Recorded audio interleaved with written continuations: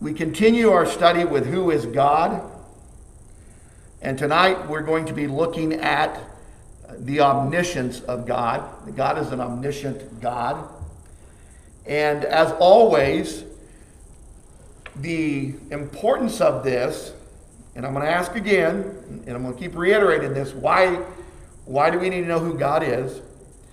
The importance of this is connected to what? Why do we need to know who God is? As far as what I've been trying to get across.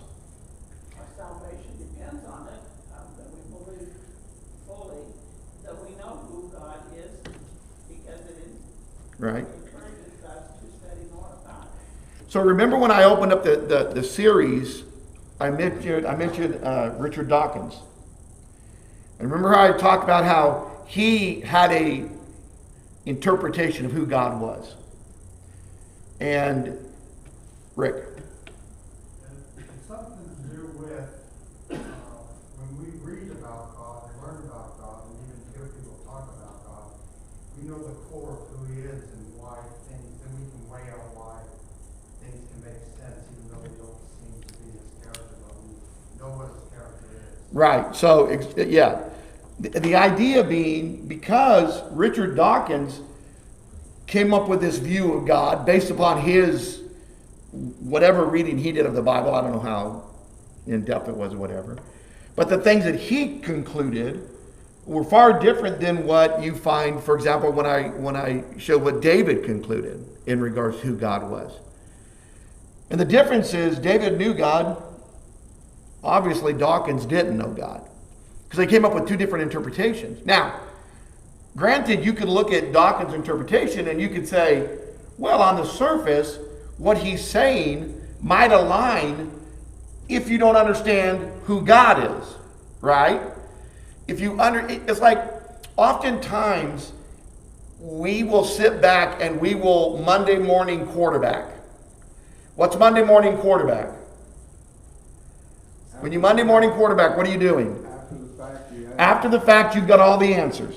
Yep. After the fact, you've got all the answers.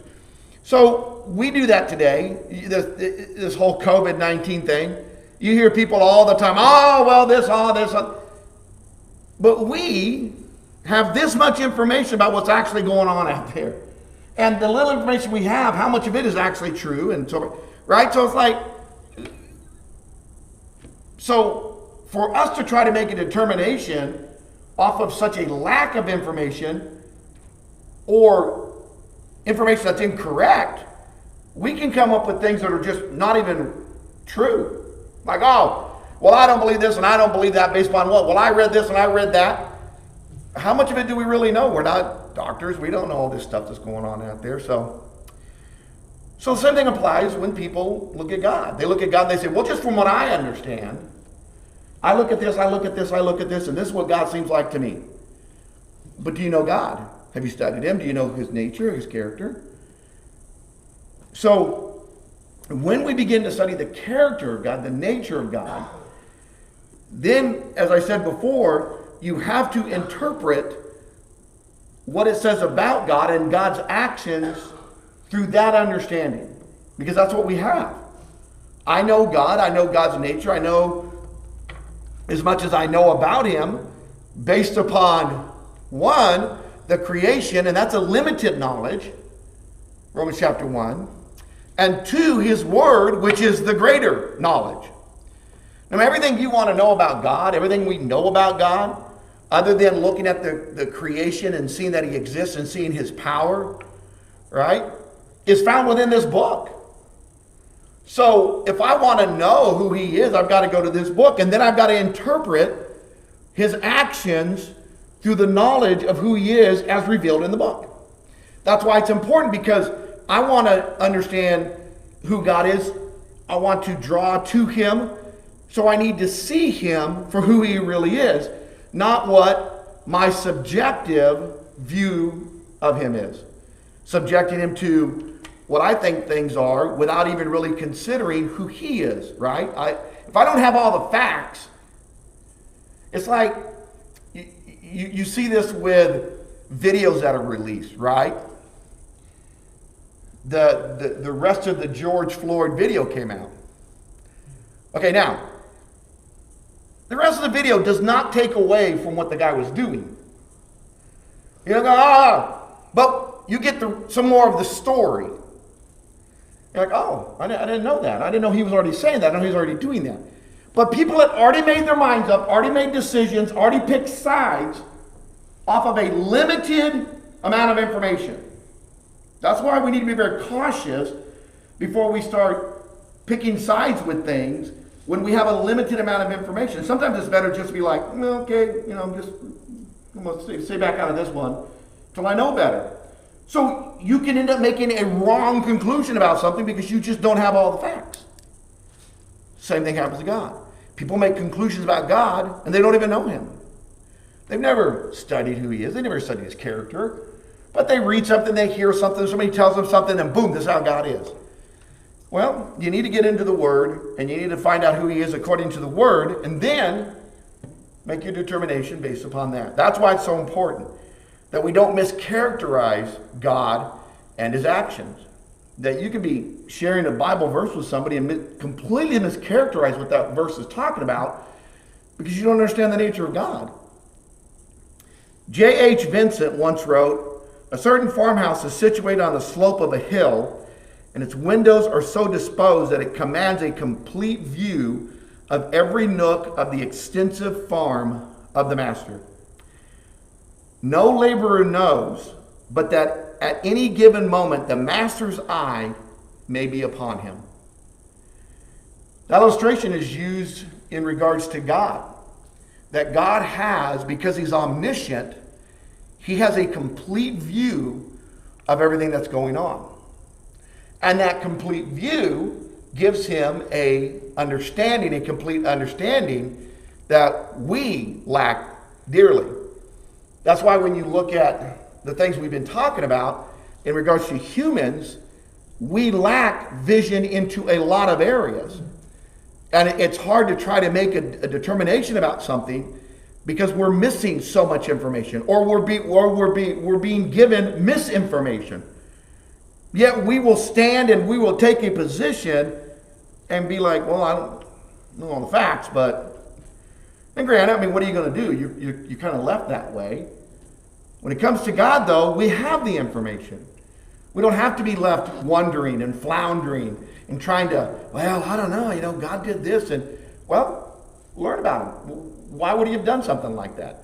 Why would he have done this to a particular people? Why would he have flooded the world? Why did he kick Adam and Eve out of the garden?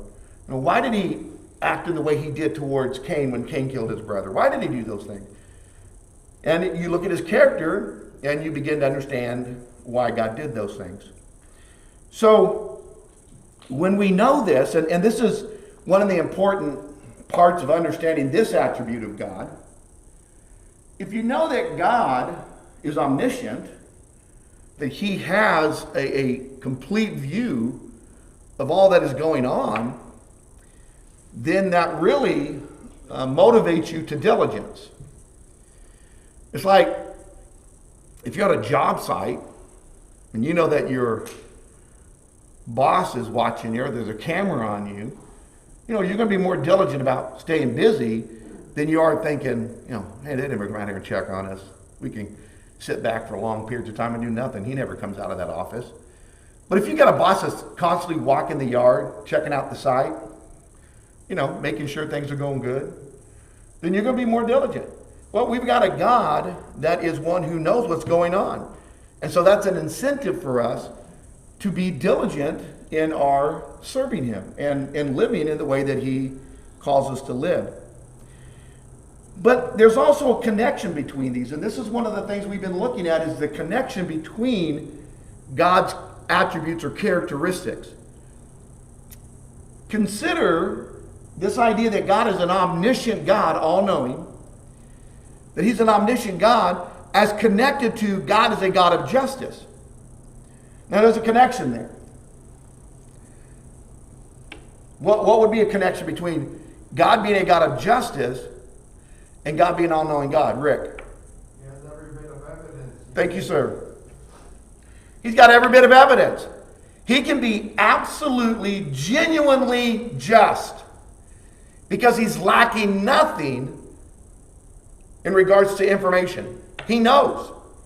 So when we look at God being a just God, in order for him to be that, there has to be this trait of omniscience as well. Because if he's not all-knowing, then there's a possibility, as we see in our courts oftentimes, that justice is not served because what? We don't have all the information. So based upon what was gathered, we might conclude, okay, he's innocent.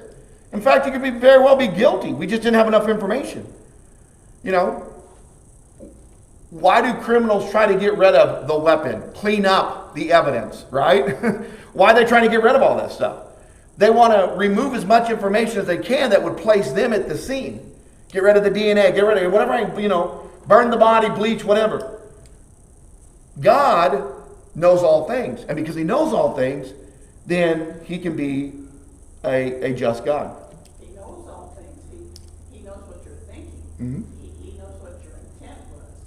Yeah. That's a part of it as well, what your intent was too. Knows your heart.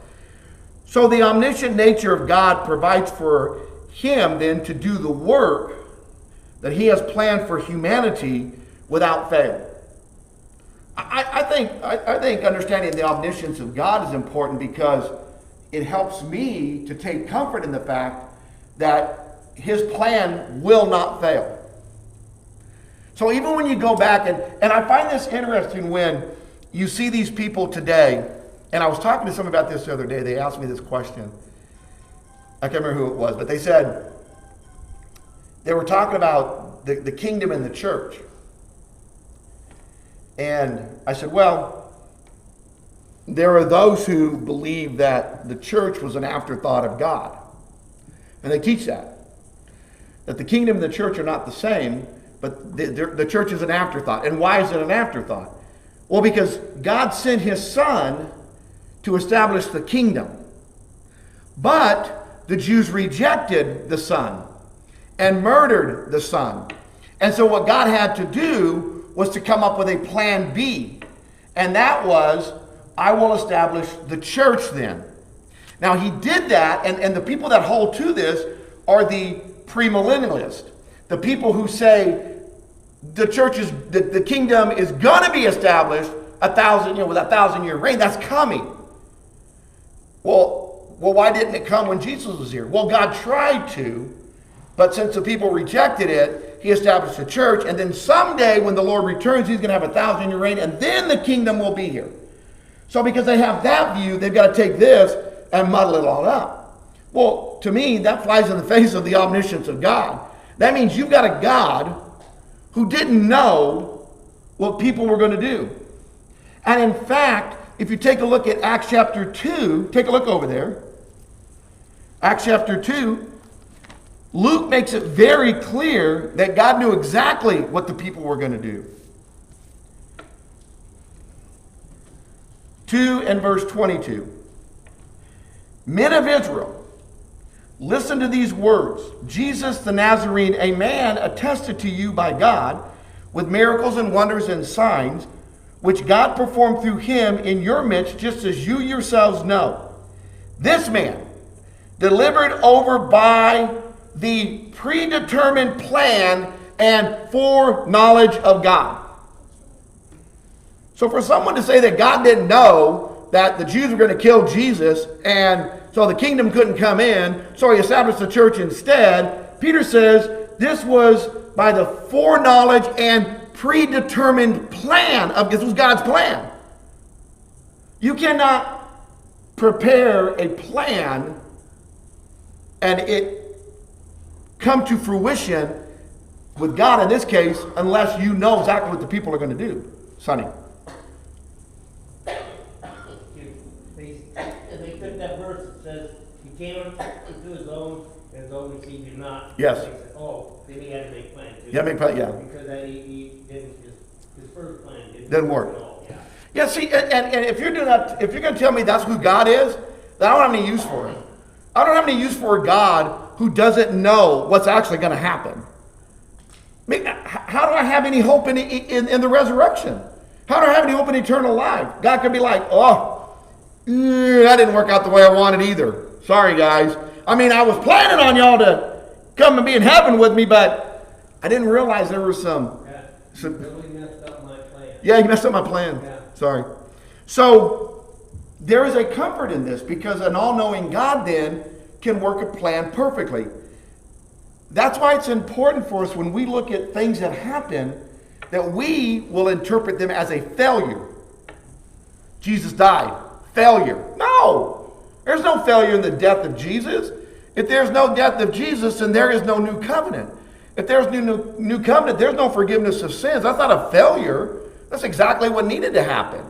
That he had to shed his blood. So when we read passages where we'll see instances where things don't go like they should.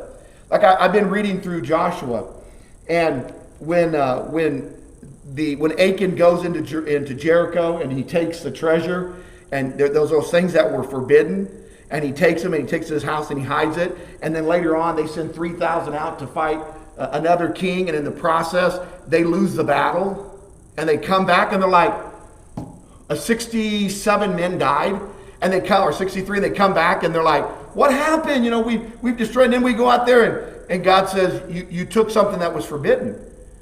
What? So on the surface you look at it and you're like, okay, why would God just let these people lose this battle after? And what are they thinking? We just took down Jericho through the hands of God, and then we send 3,000 out for this little battle, and the men turn and run, and we lose 63 or whatever men from that. Doesn't God know what's going on? Yeah, exactly. He knows exactly what's going on. He goes like, you need to find the guy that's got stuff that was forbidden. He's in your camp. And they find him. He buried it in his tent. And if that's true, all the prophecies of the Old Testament have been Yeah, none of them could have been fulfilled. How could they have been fulfilled? Yeah. See, and that's one of the beautiful things. You can't sit there and put all these prophecies in the Bible going, please, come on now, come on, they got to get close. No, they're absolutely correct. There's not one of them that's ever failed. That takes an omniscient God. All right, so that allows him then to work his plan without fail. So let's then kind of define here, and we're going to look at some examples of this. So if we're looking at a definition of omniscience, it is an infinite knowledge. God is an all-knowing being. There is nothing that God does not know. God has a perfect understanding of all things, whether they be actual or possible, from the past, present, and future. Now think about that. And this is important. It's not just that he knows. Omniscience means he also understands, right? It's like I can know about something, but not understand how it works. Like the dragon that just dropped out of the SpaceX Dragon, right? Falls, hits the water, and I'm looking at it, and I'm like, and there's all these burn marks on it, and I can see it. I know it exists. Do I understand all of that makes this thing up? Like, there's like an exoskeleton to it. There's a barrier, and there's a thin wall, and I'm waiting for them to let the guys out, like forever. I just want to see the guys come out of the capsule. Did y'all see them? I want them to come. Let me see the guys come out of the capsule. And they kept talking about how they had to bleed off. Teresa knew what it was. She goes, oh, that's a poisonous gas. And I'm like, I'm married up. I'm like, I know what that is. She's like, yeah, they got to let this gas go. So there's a gas that forms inside, and they can't just let them out. They got to bleed this off. Well, I don't know that. I know there's a capsule. I know they were in it. I know they came back to Earth. God is different. Not only does he know, but he completely understands. It's not as if he's lacking anything in understanding. And then it also goes into things that are actual or possible. That's important. When we look at a course of action, there's possible variations to those courses. If you go this way, if you go that way, right? I mean, think back in your life.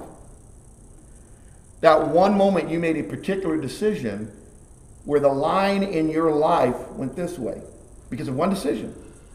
You decided to do this, And if you wouldn't have made that decision, your life would be different. That one decision, your life would have been different. So God knows all those branches that could have existed. Knows exactly where they were, the possibilities of what might happen. And then the actual reality of what will happen. That means there's nothing he doesn't know. Past, present, or future. That which is to come. That which hasn't even happened as far as we're concerned. So when we're looking at an omniscient God, we're not talking about someone who's just really intelligent, who knows some things. He knows all things. Take a look in Psalm 147. So let's take a look at some passages here, then that are going to explain or demonstrate to us this nature of God. God has a knowledge of the inanimate creation. In Psalm 147:4, he counts the numbers of the stars. He gives names to all of them. Now, let me make a point here again.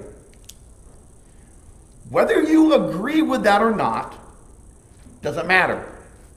Okay? Doesn't matter. These series of lessons is not to get us to believe in God.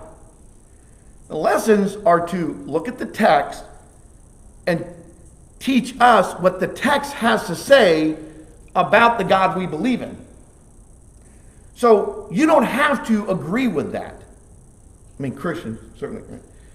So if you're reading the Bible and you're like, oh, I don't think that's true. Okay, you don't have to.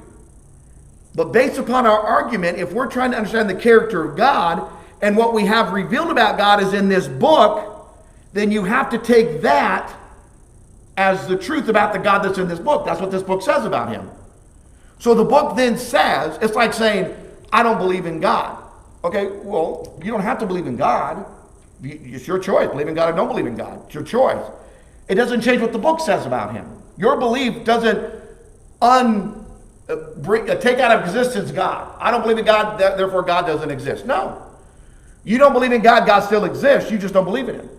So I look at this book and I say, well, I don't believe, when I look over here, I don't believe that, what's the verse 4? Over here, sorry. He counts the numbers of the stars and he gives names. I don't believe that.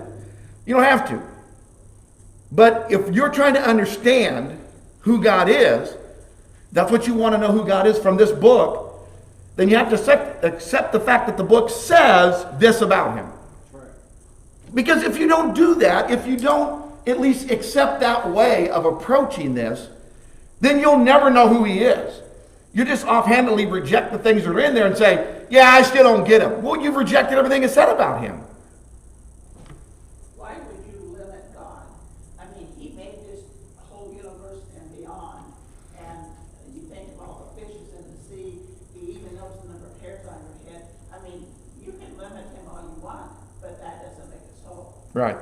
Yeah, exactly. To say I don't believe in God doesn't mean he doesn't exist, right? So, from what the scriptures tell us, God is one who knows the inanimate creation. He knows the number of stars. We don't. We have a guesstimate. But he knows the exact number. And apparently, he's given them all names. The whole point of reading this is you have to come with the premise that it's true. Otherwise, you're just reading fiction, and you can take this and not take that, and stuff like that. So unless you come with the understanding that what is written is true, then you're not going to get the full understanding of what you're reading. Well, okay, so, and you're right. And let me back up and show you how this happens. A lot of times people will not accept the truth of God because of their skewed view of him. But if they can go to this, whether or not they agree it's true or not, if they will approach it and say, then what does the evidence teach you? Okay, you're like, look, I don't believe there's a God, but from this, it's telling me that he's omniscient. He knows the stars. And he knows all of them. That's what it says. I don't agree with it. That's what it says about him. So when you finish the course, as you're going through and you keep seeing this, you begin to develop a different view of God. You begin to go, well, the God that I rejected in here is not the God I thought he was. Because as I begin to investigate what the word actually said about him, I developed a different view. That then begins to lead you to what? Believe. Yeah. Yeah. So you're right. I mean, for us as Christians, we have established our belief in God through evidences, and then we build on that. All right. Take a look in Psalm 50. I'm not saying that as a Christian you don't have to believe that. That's not the argument I'm making. James said you don't have to believe this as a Christian. No. I'm not saying that. What I'm saying is, from the argument that we're making, or that I'm making, in this series of lessons, is that if you're going to define God, then you have to let the Word define Him the way the Word defines Him. Whether you accept it or not doesn't change what it is. You just say, fine, I will accept this. I don't believe this to be true, but I accept that that's what it says about this God in the Bible. Okay, I accept that. Good. Good. Now let's look in there. And then all of a sudden you go, oh, man, all that stuff I thought about him, it doesn't match up. Yeah, exactly. All right, Psalm 50, verse 7. Psalm 50, verse 7. The animate creation. Hear, O my people, and I will speak. O Israel, I will testify against you. I am God, your God. I do not reprove you for your sacrifices, and your burnt offerings are continually before me. I shall take no young bull out of your house, nor male goats out of your folds. For every beast of the forest is mine, the cattle on 1,000 hills. I know every bird of the mountains, and everything that moves in the field is mine. If I were hungry, I would not tell you, for the world is mine, and all it contains.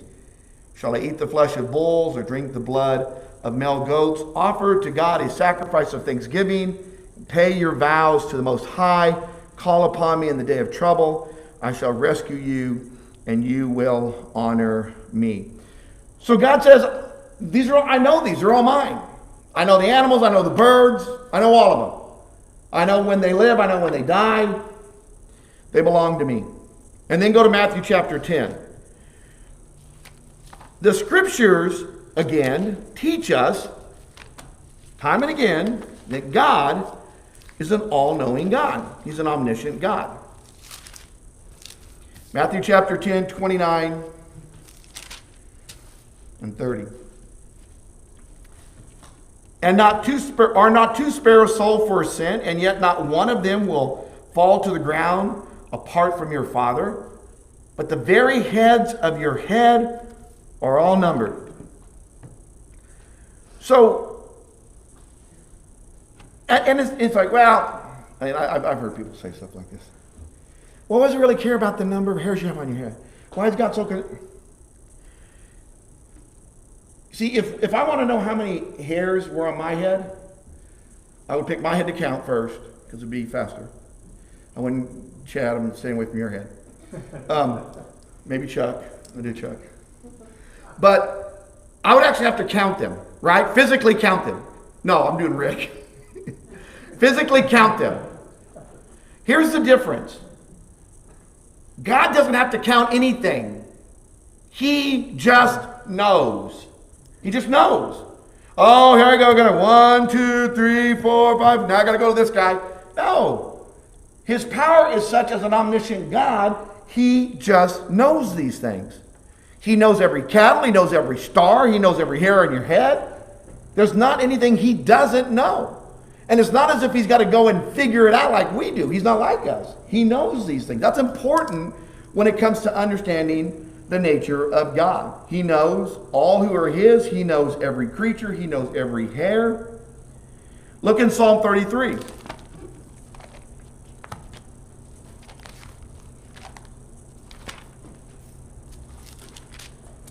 Verse 13.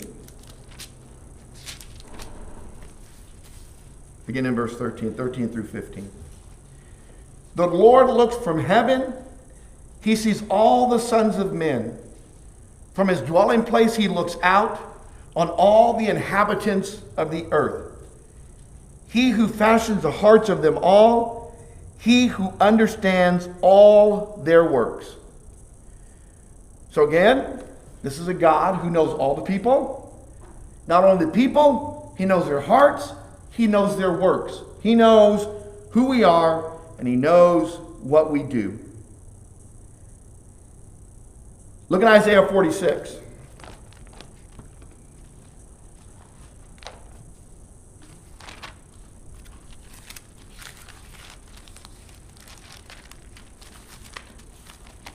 Isaiah 46, and then we're going to do Ezekiel here too, though.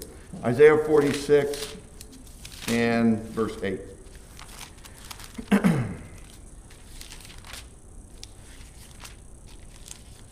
8 through 10. Remember this, and be assured, recall it to mind, you transgressors. Remember the former things long past, for I am God, and there is no other. I am God, and there is no one like me, declaring the end from the beginning, and from ancient times things which have not been done, saying, my purpose will be established, and I will accomplish all my good pleasure. So God is a God who, as he says up here in verse 10, declaring the end from the beginning, and from ancient times things which have not been done, his purpose will be established. How? And he says, and I will accomplish all my good pleasure. Whatever I desire is going to be accomplished. The only way that's going to happen is if he's an all-knowing God and he knows exactly the way men are going to act in order to carry out what he is going to do. There was a movie that came out a number of years ago with, I can't think of the name of it, but it had Nicolas Cage in it. And Nicolas Cage was he was in Las Vegas. He was a magician. Do you remember that movie? He was a magician, and so he could do all these tricks. He was really good at it. But he also would run scams. Well, it turned out that he had this ability where he could look 3 minutes into the future, and he could go no further than 3 minutes. So because he could look 3 minutes into the future, he could predict within 3 minutes what was going to happen. So he could always work his plan according to that. And in the movie, Jessica Biel is in it, and he meets her, and he's trying to get to know her. And so he keeps making dumb mistakes, like introducing himself. He comes like, what's going on, baby? And he goes back 3 minutes and goes back up again. And, hey, can I? And she's like, so you're a jerk. So he finally figures out a way that is acceptable to her, because he keeps doing it 3 minutes, 3 minutes, 3 minutes. It's a great movie. But because he knows what's going to happen within the 3 minute time frame, imagine that in your own life. If you could take 3 minutes of time before your kid had done something, you got 3 minutes to stop it. You're like, what? Oh, that ain't happening. God is a God who has limitless time. He's not limited by time. So he knows exactly what we're going to do, how we're going to respond. And because of that, he says about his plan, it will come to pass. And then let's take a look over here in Ezekiel 11:5. And we'll stop right here tonight.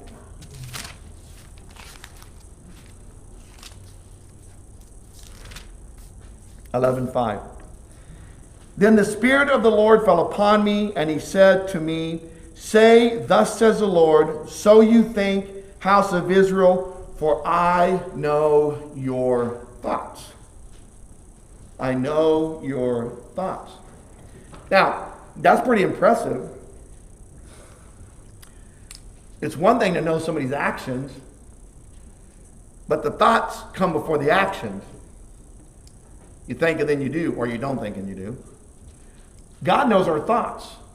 He knows our intent. He knows what we're doing. He knows why we're doing it. He knows when we're going to do it. He knows all that. And because he knows that, he can work his plan. So, and we'll stop here, and then we got some more we're going to talk about next week. But the idea is this. When you take a look in the scriptures and you're looking at who God in his nature, you cannot argue with the fact that the scriptures teach that God is an omniscient God. You can't argue against that. He says it time and again. He knows inanimate things. He knows animate things. He knows rocks, stars. He knows fish, birds. He knows men. He knows thoughts. He knows actions. He knows past, present, and future. He knows all that. He knows possibilities and realities. He knows all of it. And because of that, he can be a just God. And we can always be certain that his plan is going to work. That's how we know Satan lost. That's how he knew to bring about the defeat of Satan. How do you defeat Satan? Well, didn't he know that's what Adam and Eve was going to do in the garden? Yeah. But just because God knows something doesn't mean he is obligated to stop something. His plan plays into what Adam and Eve did to get us to where we are today. That's a whole other lesson, but he knows. He knew. He knew what Cain was going to do. Right? Did he know what Cain was going to do? Well, Cain wasn't standing there with a rock getting ready to hit his brother in the head, and God says, whoa, what are you trying to do? He went to him before that. Said, why is your countenance fallen? Oh, what? Sin is crouching at your door. You need to straighten up, son. So, did God know that Cain was going to kill his brother? Did God know that? Yeah. So if you read that, you go, what a cruel God. Oh, so he's an all-knowing God, and he knew that Cain was going to kill Abel, and he let Cain do it. What do you mean, God? No, you got to understand the nature of God. God's a loving God, right? God's a loving God. God's a just God. Justice is carried out. Love is still there. Abel is mentioned in Hebrews chapter 11 as one of the first person of faith. Abel, in that chapter, which tells you that Abel's death did not lead to his eternal damnation. Abel may have died at the hand of his brother, but his home is eternally with the Father. So, all right, we'll stop there. You can come in.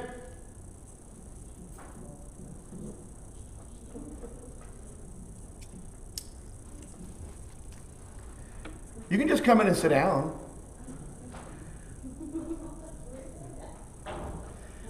We don't want to come in. All right. What's the invitation song? 905, yield not to temptation. So invitation song is going to be 905, Yield Not to Temptation. As always, except for last week, other than last week, always we do invitation. One out for invitation. Certainly God is a God who knows all things. He certainly knows what it would take to save us. And his plan worked. He set in motion certain things through the actions of humanity to bring about the salvation of humanity. Uses our mistakes, uses our successes to bring about our salvation. The choice is going to be ours, though. Just like the people that crucified Jesus, they had a choice. God knew the choice they were going to make. God used that choice. We have a choice to make. We can choose to reject the Christ, or we can choose to accept him, receive that gift of forgiveness through his blood, and then have that hope of eternal life with the Father. We get to make the decision.